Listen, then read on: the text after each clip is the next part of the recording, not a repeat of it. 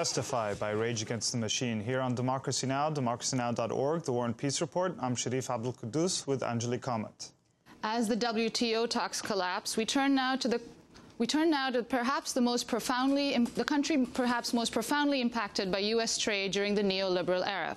In the 15th year since the North American Free Trade Agreement was signed, Mexico continues to fall short of the lofty gains that backers of the neoliberal globalization had promised. Today, polls show that by a 2-to-1 margin, Mexicans believe they're on the losing end of NAFTA. The latest U.S. initiative in Mexico is also attracting scrutiny. Last month, the Bush administration and the Democratic-led Congress agreed on Plan Mexico, a $400 million program to fight Mexican drug trafficking. Much like its predecessor, Plan Colombia, the Mexico initiative has been criticized for emphasizing militarization and security rather than addressing social and economic causes. The bulk of the money will go to military contractors and Mexico's armed forces. The final version of the bill also omits several key provisions that would have linked funding to human rights. In a few moments, we'll talk to 3 guests about Plan Mexico. But first, we turn to an excerpt from last week's episode of Inside USA, an investigative news program airing on the network Al Jazeera English.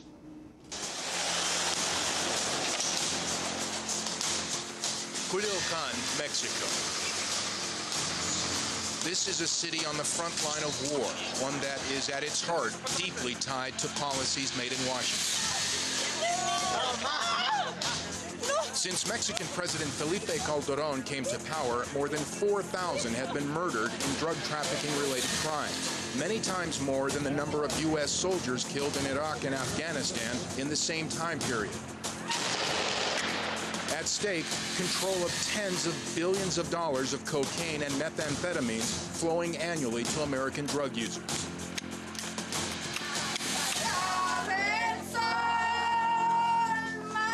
It's not just the traffickers who are being killed.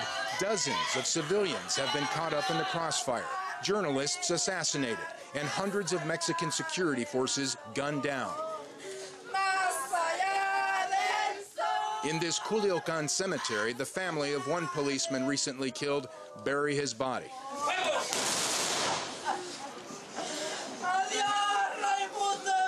He's being laid to rest in a modest grave next to the extravagant mausoleums built for slain drug traffickers. It's always tough when you lose one of your men. For Police Commander Manuel Hernandez, seeing his men fall has become a regular occurrence, and the fear of being killed is beginning to take its toll. Of course I'm scared. I'm a human being, and I would be scared or otherwise I would be crazy. But I'm more scared of not doing my duty for Mexico, out of fear for my life. His officer's death is not expected to be the last. Dozens of graves here are being dug to accommodate the growing casualties. The violence in Sinaloa, home to some of the largest drug cartels in Mexico, is taking place on a massive scale. The capital, Culiacán, averages 4 executions a day. We followed local journalists and police on what has become a grisly daily ritual. On the streets, it seems that the huge number of security forces are completely powerless to stem the violence. Bodies are discovered almost on the hour in all parts of the city. As night falls on day 2 of our tour of this region, 3 more young men have been gunned down here on the streets of Culiacán. Bodies 7, 8, and 9 in less than 48 hours. And the violence is terrifying in its brutality. Recently, in a chilling message from the cartels, 9 bodies were decapitated, the heads dumped in the center of the city for police to collect. Often in response to the violence, police are accused of spraying quiet streets with bullets, with little regard for civilian life. This is the bullet hole from the police that happened on Friday morning. The residents here keep tallies on each day's escalating body count by reading what's referred to as the execution meter on the front page of one local newspaper. Mexican President Felipe Calderón, more than a year and a half ago, declared war on the cartels. 25,000 troops and police flooded into a number of cities. Also wading into the fight, the United States of America. Approximately $1.5 billion of direct military aid was pledged by President Bush. Called the Merida Initiative, or Plan Mexico, the move follows a similar blueprint to the widely criticized and ultimately failed Plan Colombia. I made it very clear to the President that I recognize the United States has a responsibility in the fight against drugs. Under the plan, America will provide training programs and military equipment. Undoubtedly, in terms of influence, it will also tie Mexico closer to Washington. In fact, just one day after the plan was signed into law by George Bush, serious questions were raised about exactly what sort of training the U.S. would provide. Shocking videos surfaced showing Mexican police undergoing a torture training session directed by a contractor believed to be working for a U.S. private security firm. In one video, the contractor drags an officer through his own vomit. In another, a victim receives shots of water up his nose, a common torture technique. That they were training people to torture. The guards torturing, the police torturing. Mercedes Murillo is one of Mexico's most vocal human rights activists. She believes corrupt police forces in Mexico are responsible for a number of murders and also involved in the drug trade itself, and that U.S. money and training will only make the situation worse. In this we have in the States, some policemen are good, and some, of course, are bad. But the good ones, I'm afraid that these people are going to make all our police bad. Regardless of who is killing who, there is no doubt that one of the biggest problems here is the staggering number of weapons on the streets. High-powered assault rifles and machine guns are easy to come by, despite strict gun laws here. On this street, we witnessed the body of one uniformed police officer shot dead on his way to work. The chances are that the bullets that riddled his car were fired from a U.S. gun. According to some sources, 2,000 illegal firearms are brought into Mexico every day from the United States. The fact that the U.S. Constitution allows any person to freely buy, without any limitations, high-caliber weapons has made Mexico full of guns that fundamentally originated in the United States. And with their sophistication and firepower, they are much stronger than the military and police forces here.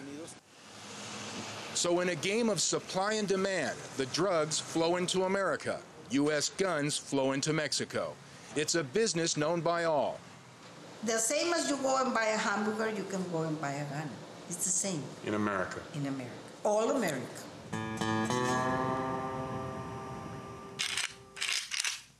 One such weapon was traced to this Texas gun shop just across the border from Ciudad Juarez.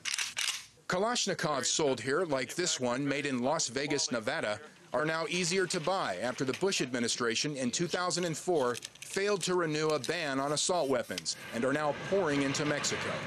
As long as the people over there are willing to pay $5,000 for a gun that you can buy for $600 over here, somebody's going to try to sneak one across the border.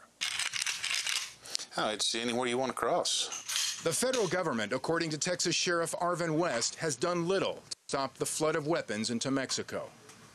We've seen as many as 13 semi-trucks going into Mexico, and the federal government just non-complacent about it. They could care less.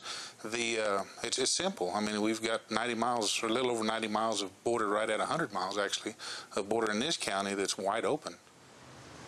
On the Mexican side of the border, we watched several vehicles roll through with no more than a passing glance from customs officials here.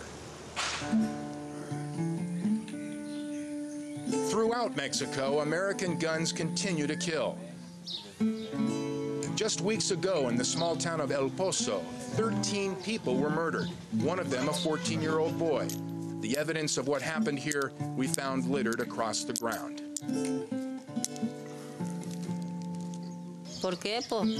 They're afraid that people will come and that when they find them, they'll shoot them. Like refugees in a war zone, many residents are now packing up to leave. They believe the worst is yet to come. Critics say that Plan Mexico is following a tried and failed U.S. policy on drugs. As long as Washington continues to focus on cutting the supply to the U.S. rather than treating the drug problem from within, questions must be asked about its complicity in the escalating violence seen across the border. For those on the streets, the war goes on, fueled by America's guns on both sides. So they mixing security with fear. They mixing security with politics. And they mixing security with lies. What Mexico needs to do is enforce the laws that they've got. Start putting some of these bad guys in jail. We have more people dead right now than in Iraq. I guarantee our guys will go down there and, for lack of better words, will kick ass and take names. Because it's the same. It's a war. An excerpt of the program Inside USA. We're joined